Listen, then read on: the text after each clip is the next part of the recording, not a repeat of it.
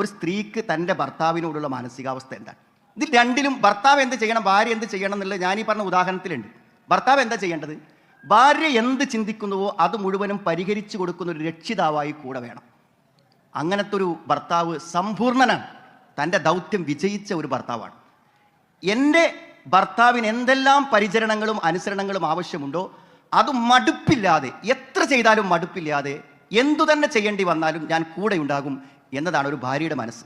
ഇത് രണ്ടുപേർക്കും ഉണ്ടെങ്കിൽ ദാമ്പത്യത്തിൽ പരിഹരിക്കേണ്ടതായ യാതൊരു പ്രശ്നം ഉണ്ടാവില്ല എന്ന്. ദേഹം മുഴുവനും കുളിപ്പിച്ചു കൊടുത്ത് 5 കൊല്ലം അവസാനത്തെ ഒരു വർഷം ട്യൂബിലൂടെ ഭക്ഷണം കൊടുത്ത് ഒരു ചെറുപ്പക്കാരനെ നോക്കിയ ആ ചെറുപ്പക്കാരൻ മരിക്കുമ്പോൾ ഞാനുണ്ടവിടെ. അവസാനം കെലിമ ചൊല്ലി മരിക്കുമ്പോൾ അവൾ പറഞ്ഞ വാക്ക് ഇന്നും എൻ്റെ കാതിലുണ്ട്. അവൾ എന്താ പറഞ്ഞറിയും? കുറച്ച് കാലം കൂടി നോക്കാനുള്ള അവസരം പടച്ചോനെ നീ തന്നില്ലല്ലോ എന്നാണ് അവൾ പറഞ്ഞത്. 5 കൊല്ലം ഇങ്ങനെ നോക്കിയിട്ട് കുറച്ച് കാലം കൂടി നോക്കാനുള്ള അവസരം തന്നില്ലല്ലോ എന്നാര് പറയും? ആര് പറയും? രോഗത്തിൽ കിടന്ന് മരിക്കുമ്പോൾ ഇനി നോക്കണ്ടല്ലോ എന്ന ആശ്വാസത്തോടെ മരണത്തെ സ്വീകരിച്ച എത്ര ആളുകളുണ്ട് സുഹൃത്തുക്കളെ. എങ്കിൽ കൂടുതൽ കൂടുതൽ അവശതയിലേക്ക് പോയി ഒന്നിനും കഴിയാത്ത സമയത്ത് പരിചരിച്ച് കൂടെ നിന്ന് ഒരു വലിയ ആരോഗ്യമുള്ള ഒരു മനുഷ്യനെ താങ്ങിപ്പിടിച്ച് കട്ടിലിൽ കിടത്തി ബാത്റൂമിലെത്തിച്ചിട്ട് 5 കൊല്ലം പരിചരിച്ച് മരിക്കുമ്പോൾ സത്യം ഞാൻ എൻ്റെ ചെവികളെ കൊണ്ട് കേട്ടു, കുറച്ചാലും കൂടി നോക്കാൻ അവസരം തന്നില്ലല്ലോ എന്ന്. ആ മനസ്സുള്ളവളോട് നീതി കാണിച്ചോ? ആ മനസ്സുള്ളവളോട് നീതി കാണിച്ചോ? എൻ്റെ മകളെ ഞാൻ നിന്നെ ഏൽപ്പിക്കുന്നു എന്ന കരാർ ചെയ്ത ആ പിതാവിനോട് നീതി കാണിച്ചോ? എൻ്റെ മോളെ, നിങ്ങളുടെ മോളെ ഞാൻ നോക്കാമെന്ന് പറഞ്ഞ് ഏറ്റെടുത്ത ആ പിതാവിനോട് നീതി കാണിച്ചു. അന്ന് സാക്ഷി നിന്ന സാക്ഷികളുടെ ആ സാക്ഷിത്വത്തിന് മുന്നിൽ പറഞ്ഞ വാക്ക് തൃപ്തിപ്പെട്ടു, സ്വീകരിച്ചു എന്ന് പറഞ്ഞ വാക്കിനോട് മാന്യത കാണിച്ചു. സുഹൃത്തുക്കളെ, ആത്മാർത്ഥമായി മനസ്സാക്ഷിയോട് ചോദിക്കുക. എന്നിൽ മാത്രം ഏക ഭാര്യയായി എന്നെ മാത്രം സ്വീകരിച്ച് മറ്റൊരു ഭാര്യയെ മോഹിക്കാതെ ജീവിക്കുന്ന, എനിക്ക് വേണ്ടി മാത്രം ഒരു പുരുഷായുസ്സിനെ തന്ന എൻ്റെ ഭർത്താവിന് ഞാൻ എല്ലാം നൽകിയോ? അയാളെ ഞാൻ തൃപ്തിപ്പെടുത്തിയോ? മറ്റൊരു സ്ത്രീയെ കല്യാണം കഴിക്കാൻ സാധ്യമായിട്ടും ഞാൻ മതിയെന്ന് തൃപ്തിയോടുകൂടെ ജീവിച്ച അയാളോട് ഞാൻ നീതി പുലർത്തിയോ? സഹോദരിമാരെ, ആത്മാർത്ഥമായി നിങ്ങൾ ഹൃദയത്തിൽ കൈവച്ചുകൊണ്ട് സ്വയം ചോദിക്കുക. നമുക്ക് മാറാൻ പറ്റും. ഞാൻ തുടക്കത്തിലേക്ക് തന്നെ തിരിച്ചു വരുന്നു. അവൾ കബറിലും നമ്മൾ വീട്ടിലും കിടക്കുമ്പോൾ അറിയും നമുക്ക് അവളുടെ വില. അവൾ വീട്ടിലും നമ്മൾ കബറിലും കിടക്കുമ്പോൾ അറിയും അവൾക്ക് നമ്മുടെ വില. ആ മരണശേഷം നമ്മൾ ആലോചിക്കുന്നത് പറ്റിയില്ലല്ലോ വേണ്ട പോലെ അയാളെ നോക്കാൻ, പറ്റിയില്ലല്ലോ അവളോട് നീതി കാണിക്കാൻ എന്ന് ചിന്തിച്ചിരുന്നിട്ട് സുഹൃത്തുക്കളെ, എപ്പോൾ അവൾ തിരിച്ചു വരും? അവളിനി തിരിച്ചു വരില്ല, അയാളിനി തിരിച്ചു വരില്ല. അതുകൊണ്ട് ഇന്ന് രാത്രി ഉറങ്ങുമ്പോൾ അവൾ നമ്മളോടൊപ്പമുണ്ട്, ഇന്ന് രാത്രി ഉറങ്ങുമ്പോൾ അവൻ നമ്മളോടൊപ്പമുണ്ട്. ഒന്ന് ചേർത്ത് പിടിച്ച് കവിളിലൊരു ഉമ്മ വെച്ച് ഹൃദയം തുറന്നു പറഞ്ഞ് വല്ലതുമുണ്ടെങ്കിൽ ക്ഷമിച്ചു തരണം. ഇനി വഴക്കുകളില്ല, വെക്കാണങ്ങളില്ല, എല്ലാം വിട്ടുവീഴ്ച ചെയ്ത് നമുക്ക് സന്തോഷത്തോടെ മുന്നോട്ട് പോകാം എന്ന് നിങ്ങൾക്ക് പറയാനാകുന്നില്ലെങ്കിൽ എന്തിനാണ് ഇത്തരം കോൺഫറൻസുകളിലൊക്കെ നമ്മൾ ചെവിയും കണ്ണും തുറന്നിരിക്കുന്നത്? നമ്മുടെ ഹൃദയങ്ങൾക്ക് മാറാൻ പറ്റും. നിങ്ങൾ തൻ്റെ ഭർത്താവിൽ നിന്ന് എന്തെങ്കിലും നിലക്ക് ഒരു വെറുപ്പോ അവഗണനയോ പ്രശ്നങ്ങളോ അകൽച്ചയോ ഒക്കെ ഒരു സ്ത്രീ ഭയപ്പെടുകയാണെങ്കിൽ, അതായത് ഭർത്താവ് ഒരു ഭാര്യ എന്ന നിലക്കുള്ള പരിഗണനകൾ അവൾക്ക് നൽകാതിരിക്കുക, അതാണ് ഭാര്യ ഭർത്തൃ ജീവിതത്തിലെ പ്രശ്നം. എന്ത് പ്രശ്നങ്ങളുണ്ടെങ്കിലും അതൊക്കെ പരിഹരിച്ച് അവളെ നല്ല രൂപത്തിൽ കൊണ്ടു നടക്കാൻ ഭർത്താവ് റെഡിയാണെങ്കിൽ സുഹൃത്തുക്കളെ ഒരു പ്രശ്നം ഉണ്ടാവില്ല.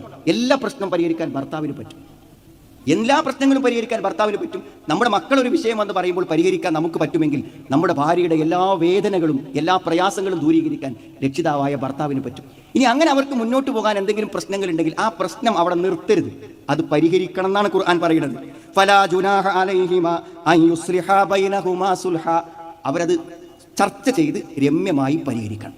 വസ്സുൽഹ ഖൈർ. ഏത് വിഷയത്തിലും സുൽഹ് നല്ലതാണ്. എന്താണോ പ്രശ്നം അത് കേട്ട് പരിഹരിക്കാം.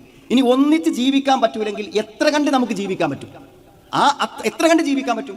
അവസാനം പിരിഞ്ഞു പോകാതെ ഒന്നിച്ച് നിൽക്കാൻ പരമാവധി 2 പേർക്കും ചെയ്യാൻ പറ്റുന്ന എന്താണെന്ന് എഗ്രിമെന്റ് എഴുതിയിട്ട് അവർക്ക് ഒന്നിച്ച് പോകാൻ പറ്റുന്നതാണ്. എന്നിട്ട് അള്ളാഹു ഏറ്റവും പ്രധാനപ്പെട്ട ഒരു പരിഹാരം, ഈ പ്രശ്നങ്ങളുടെ മൂല കാരണം അള്ളാഹ് പറഞ്ഞു തരാണ്. എന്താ പറഞ്ഞത്?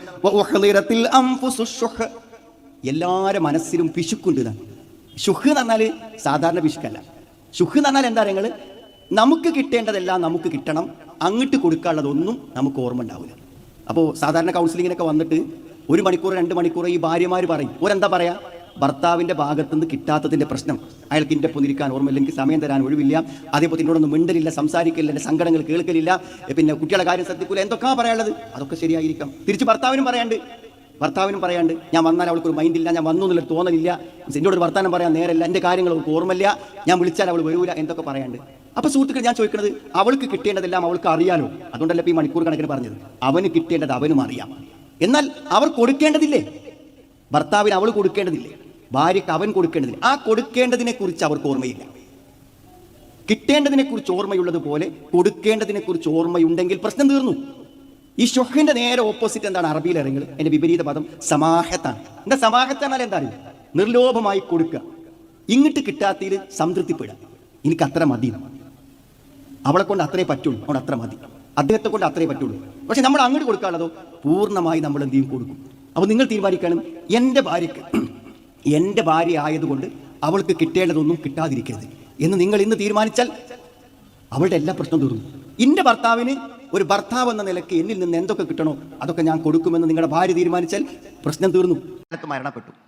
അപ്പോൾ അദ്ദേഹം ക്യാൻസർ രോഗിയായിട്ടാണ് മരണപ്പെട്ടത്. അപ്പോൾ അദ്ദേഹത്തിന് ക്യാൻസർ വന്ന് ഏകദേശം ഒരു 4-5 വർഷം വീണ്ടും ജീവിതം ലഭിച്ച ഒരാളാണ് അയാൾ. അങ്ങനെ അയാൾ മരിക്കുമെന്ന് അയാൾക്ക് അറിയാം. മരിച്ചാലുള്ളൊരു പ്രശ്നം വെച്ചാൽ അയാളുടെ ഭാര്യ എന്ത് ചെയ്യും? ഒറ്റപ്പെട്ടു പോകുമെന്ന് അയാൾക്ക് അറിയും. കാരണം അവരെ ശ്രദ്ധിക്കാൻ പ്രത്യേകിച്ച് ആൾക്കാരൊന്നുമില്ല. അങ്ങനെ ഇയാൾ മരിച്ചു. അള്ളാഹു അദ്ദേഹത്തിന് പുറത്തു കൊടുക്കട്ടെ. മരണം കഴിഞ്ഞ് ഏകദേശം എനിക്ക് തോന്നുന്നത് കുറേ മാസങ്ങൾ പിന്നിട്ടു. അങ്ങനെ മാസങ്ങൾ പിന്നിട്ട് അയാൾ രോഗിയായി കിടന്നിരുന്ന അലമാര തുറന്നപ്പോൾ ഈ സ്ത്രീ ഒരു ഹാർട്ട് പേഷ്യൻ്റാണ്. അതുകൊണ്ട് അവർക്ക് എപ്പോഴും അടുക്കളയിൽ എന്തെങ്കിലും ജോലി ചെയ്യുന്ന സമയത്ത് എന്ത് ചെയ്യും? വല്ല മുറിവൊക്കെ ആയിക്കഴിഞ്ഞാൽ ബ്ലീഡിങ് വരും. അപ്പോൾ ആ ബ്ലീഡിങ് പ്രതിരോധിക്കാൻ എപ്പോഴും അവർക്ക് എന്തൊരു ബാൻഡേജ് വേണം.